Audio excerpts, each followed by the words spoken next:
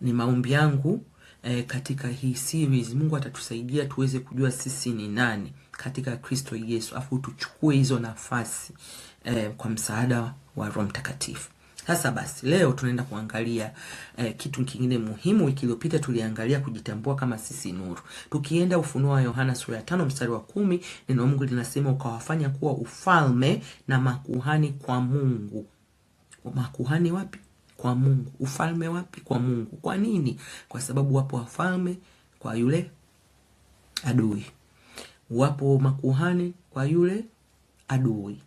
Anasema kwa Mungu wetu, kwa sababu kwa Mungu wengine sio wetu. Watu wanavyosemaga mimi sijui Mungu mmoja, jamani mimi wasikubaliani. Mungu sio mmoja. Ingekuwa Mungu mmoja, hii kwenye Biblia tusingewakuta kina Baali, tusingewakuta kina Mungu miungu. Hata neno Mungu linasema kuna miungu, bado wapo. Sio kwamba hii alikuwa